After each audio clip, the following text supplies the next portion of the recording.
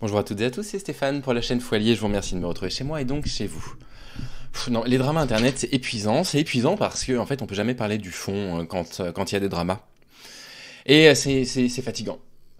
Donc bon, on va essayer de pas rentrer dans la polémique actuelle, la polémique des tweets de Fantine et Hippocrate, on va simplement reprendre à tête reposée ce qui s'est passé, et on va essayer de comprendre en fait pourquoi les tweets de Fantine et Hippocrate étaient problématiques, et pourquoi également, il faudrait peut-être qu'on lui foute la paix maintenant. Je pense qu'elle a compris. Son compte Twitter a été suspendu. Je sais de sources sûres qu'elle regrette ses propos parce qu'elle ne savait pas ce qu'elle disait. Et une des raisons pour laquelle elle ne sait pas ce qu'elle disait, et j'en reviens là à mon leitmotiv, c'est que les féministes, on les écoute jamais. On n'écoute jamais les féministes dans cette société. Je veux dire, s'il y a bien un groupe social en France actuellement qui est formé à la question pédocriminelle, qui est formé à la question des violences sexuelles faites aux enfants, c'est les féministes. Ça fait je sais pas combien d'années qu'elles essaient d'expliquer la problématique, qu'elles essaient d'expliquer la problématique de la sexualisation des enfants, qu'elles essaient d'expliquer en quoi ça a été le fondement idéologique de la défense de la pédocriminalité dans les années 70, y compris par des grands journaux, comme Libération, comme Le Monde, etc. On les écoute pas. Dans les réponses aux tweets de Fantine et Hippocrate, il y avait des féministes que je connais, des féministes qui connaissent parfaitement la question pédocriminelle, qui n'ont pas été écoutées, comme d'habitude. Comme d'habitude. Et donc moi, je vais de nouveau vous parler de ce que certaines féministes disent, avec un exemple. Donc là, je vous ai pris violence sexuelle, en finir avec l'impunité, puis on va lire un chapitre de Karen Sadlier, qui est une spécialiste de la question, justement. Et on va essayer de comprendre, en fait, pourquoi effectivement il y a des problèmes sur ce message. Mais par contre, si vous essayez de résumer ce qui s'est passé à soit vous êtes complètement du côté de Fantine et Hippocrate et vous soutenez le système pédocriminel, soit vous signalez son compte Twitter et vous êtes un bigot d'extrême droite, il y a un moment donné, il va falloir que vous nettoyiez un tout petit peu votre tête, que vous sortiez de ce truc complètement binaire, vous êtes pour, vous êtes contre, on est les gentils contre les méchants. Ça fait pas 48 heures que Samuel Brisset sort une vidéo où il explique en fait les ravages de notre attitude sur les réseaux sociaux, les ravages de ce que ça peut créer, de systématiquement créer des clans pour partir au clash, au conflit en permanence, et 48 heures après, on est déjà là-dedans. C'est que c'est pas possible, quoi. Donc, on prend un tête reposée, moi je descends d'un ton, j'étais en train de m'énerver, là, il n'y a aucune raison que je m'agace, et on explique. Alors, premièrement, est-ce que vous allez le voir si je fais pas un zoom? C'est un... Non, rien à faire. C'est un message partagé par un collectif qui s'appelle SOS Éducation, qui rapporte des témoignages, il faut les prendre avec beaucoup de pincettes, ce sont des témoignages, et qui nous dit « Monsieur Papendiaï, pouvez-vous nous expliquer, comme si nous avions 10 ans, c'est-à-dire l'âge des enfants auxquels ces propos ont été tenus, en quoi dire pour le plaisir, une fille suce le pénis d'un garçon, le garçon suce le vagin de la fille et peut avaler quelque chose, bon, etc. C'est ignoble. » Donc voilà, des enfants de moins de 10 ans dans une école, on leur aurait tenu ces propos. Bien. C'est honteux, c'est scandaleux, effectivement, si ça a été tenu à des enfants de moins de 10 ans, et je vais expliquer pourquoi, c'est pas juste de l'indignation gratuite. Si ça c'est vrai, c'est grave. Parce qu'effectivement, on est là sur de l'argumentaire pédocriminel, complètement. Attention, je suis pas en train de dire que la personne qui a dit ça est un ou une pédocriminelle. Simplement, c'est un argumentaire qui a été utilisé par les pédocriminels dans les années 70 pour justifier du coup leur agressivité, parce que la pédocriminalité, ça n'est... Ah oui d'ailleurs, petit point, merci aux féministes qui ont permis, dans le langage courant, de faire remplacer petit à petit le mot pédophile par le mot pédocriminel. Les juges aussi, les magistrats insistent énormément dessus. Philie, en grec, ça veut dire amour. Pédophilie, il n'y a pas d'amour dans la pédophilie, d'accord? C'est que de la violence reproduite sur les enfants. Donc on utilise le mot plutôt pédocriminel dans ces cas-là. Donc, indignation collective par rapport à ce message-là, et Fantine a défendu ce truc-là en disant, je vais vous montrer ça après, en disant, moi je trouve ça très bien que des personnes parlent ainsi de sexualité à des enfants, ne soyons pas dupes, à 10 ans, donc la moins de 10 ans en l'occurrence, on savait déjà toutes ce que voulait dire faire l'amour, autant que ce soit banal mais cadré dès le plus jeune âge. Désaccord profond avec ça, en l'occurrence, on va en parler dans un instant. C'est pas les propos qui ont le plus choqué les gens. Donc là, ce qu'elle dit, c'est, après tout, pourquoi pas faire de l'éducation sexuelle? Parce qu'à 10 ans, on sait déjà ce que ça veut dire que faire l'amour. Alors bon, moi je suis pas de la génération Internet, Donc, forcément, la comparaison que je vais faire, elle tient peut-être pas. Non, moi, en CM2, j'avais aucune idée de ce que voulait dire faire l'amour, ça ne m'intéressait même pas, je m'étais même pas posé la question. Donc, je suis pas certain que tout le monde sait ce que veut dire faire l'amour. Et savoir ce que veut dire faire l'amour ne veut pas dire être sexué et donc parler de la sexualité à un enfant de 9 ans de la même façon qu'on en parlerait à un adolescent de 16 ans. Mais c'est pas ça qui a posé le plus de problèmes. Ce qui a posé le plus de problèmes, c'est que donc il y a beaucoup de personnes qui ont dit à Fantine, bah quand même, c'est un peu limite comme propos. Et puis au final, on a ce tweet-là, le plaisir anal peut faire partie de la sexualité, à l'évidence. Avec les enfants, c'est d'autant plus important qu'ils ont beaucoup d'a priori sur cette pratique. Non, les enfants n'ont aucun a priori sur le sexe anal. Les enfants n'ont pas la moindre idée de ce que c'est que le sexe anal. Ça n'a aucun sens. Ça n'a vraiment aucun sens de dire ça. Donc, quelle était la démarche de Fantine Hippocrate? Sa démarche, c'était de se dire, si on veut que les enfants soient capables de se défendre, entre guillemets, contre, je sais pas, un pédocriminel, il faut qu'ils sachent ce qui se passe, potentiellement. Et là-dessus, moi, je suis pas d'accord. Si on veut travailler sur la pédocriminalité, en fait, on sanctionne les pédocriminels, on crée des lois extrêmement strictes. Si on veut apprendre à des enfants, je sais pas, à se défendre d'un pédocriminel, mais on va pas apprendre à un enfant à se défendre de la méchanceté d'un adulte, en fait, c'est aux adultes, mais quand même on part sur ce principe-là, eh ben, on suit les recommandations des pédopsychiatres, qui disent qu'en fait, entre 7 et 9 ans, la seule chose dont on parle aux enfants, c'est, à partir de 5 ans, c'est du consentement. C'est d'expliquer à un enfant qu'un adulte n'a pas le droit de le toucher, n'a pas le droit de lui faire un câlin s'il ne le souhaite pas, n'a pas le droit de lui faire un bisou s'il ne le souhaite pas. Un des trucs de base, comme ils disent. Vous voyez, éventuellement ils disent évoquer le fait que le corps puisse changer, donc annoncer la puberté entre 7 et 9 ans. Mais il n'est pas question d'aller parler de pratiques sexuelles d'adultes à des enfants. Pas du tout question de ça. Cet article-là, donc il est en 8 parties sur Mediapart. La plus intéressante, à mon avis, pour que vous compreniez ce dont on parle aujourd'hui, c'est la 4e partie sur 8. C'est un article qui s'appelle « La défense idéologique du système pédocriminel », qui est partagé par un article sur le blog de Mediapart qui s'appelle Marcus, qui est remarquable, qui fait un résumé en fait de comment la pédocriminalité a infiltré la société, comment on a fini par l'accepter.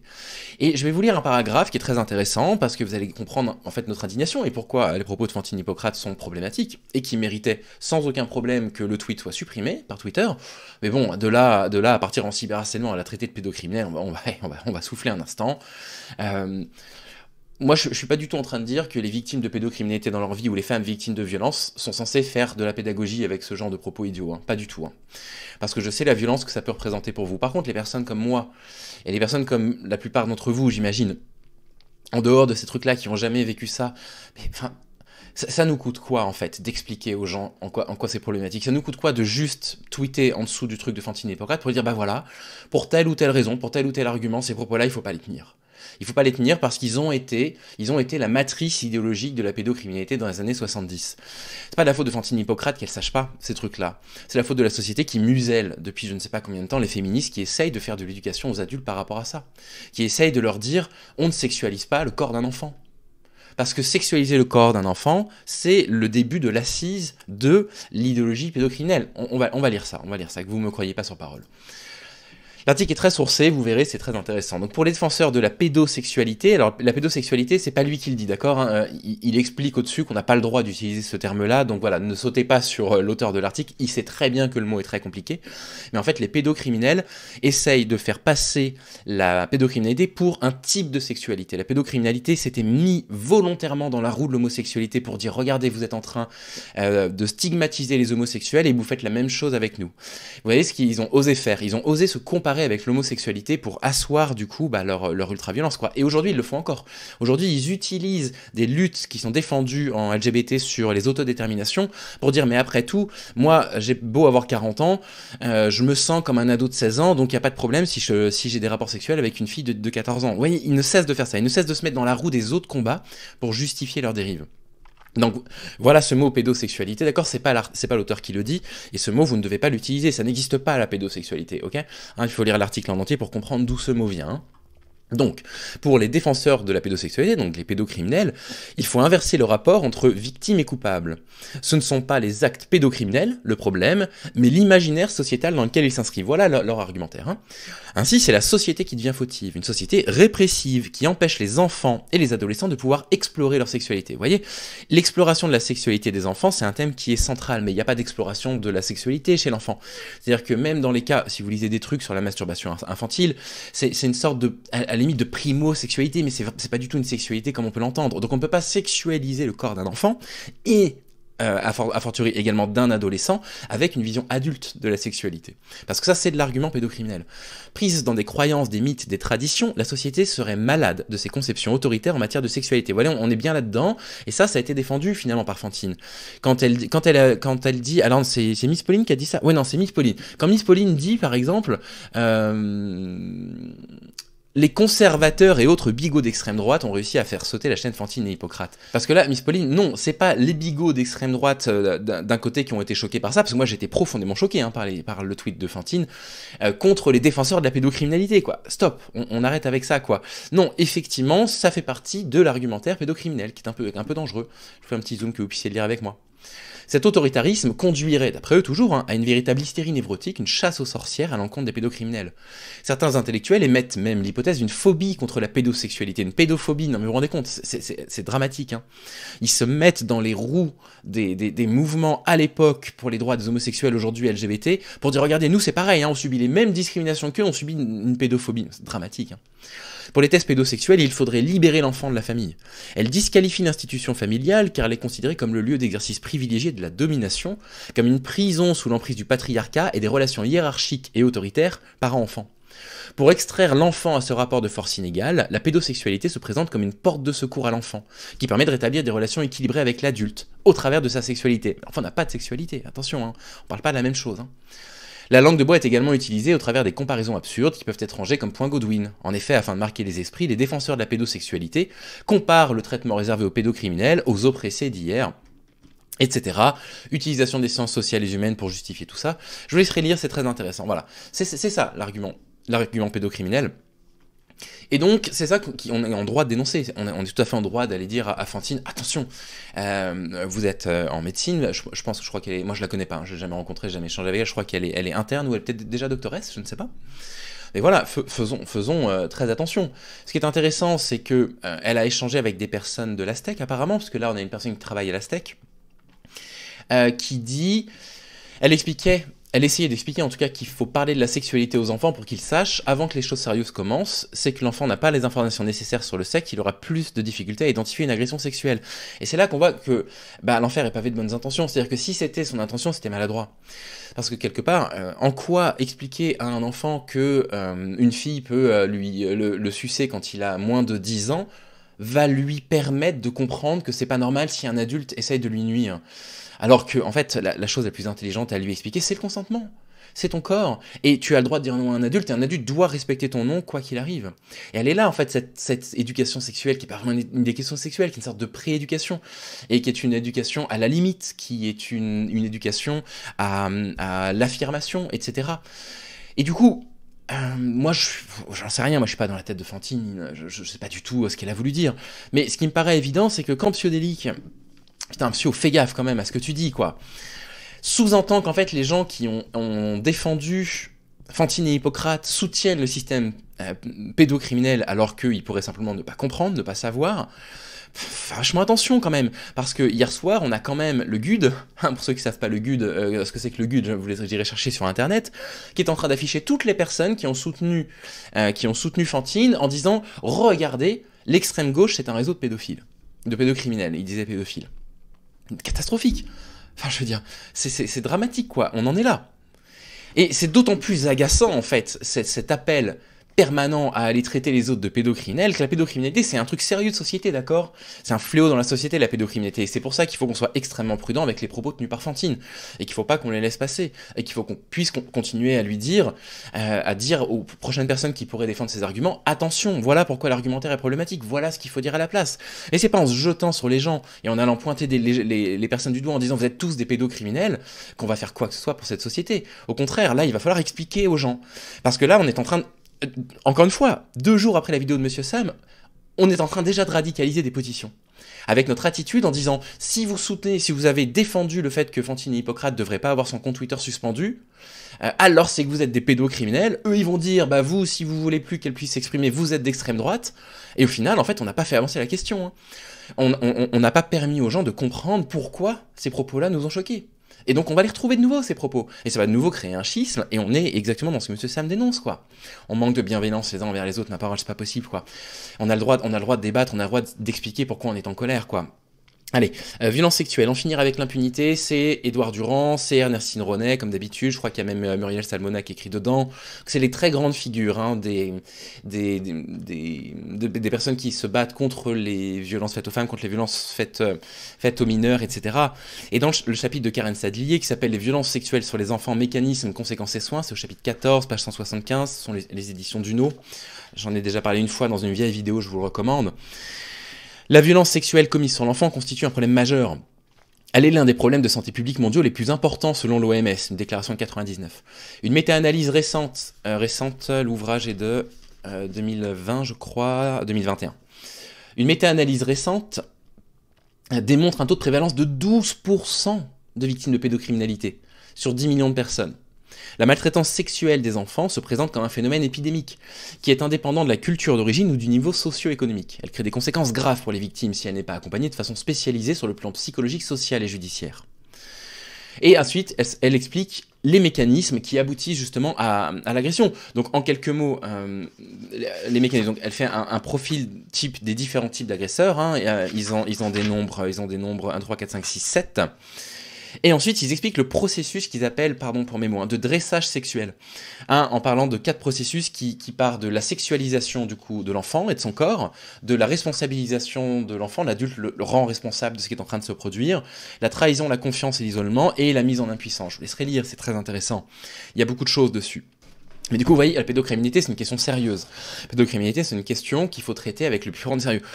Moi, je pense, j'en ai très peu parlé de la pédocriminalité sur la chaîne, je vous avais expliqué pourquoi déjà il y a 2 mois, parce que je voulais lire dessus, je voulais beaucoup lire dessus, ça va, je commence à avoir pas mal de lectures. Et donc, à partir du moment où vous avez quelqu'un sur Internet qui va défendre des arguments de bonne foi, de mauvaise foi, c'est pas à nous de décider. Des arguments type Fantine-Hippocrate en disant, bah non, il faut faire de l'éducation sexuelle à un enfant.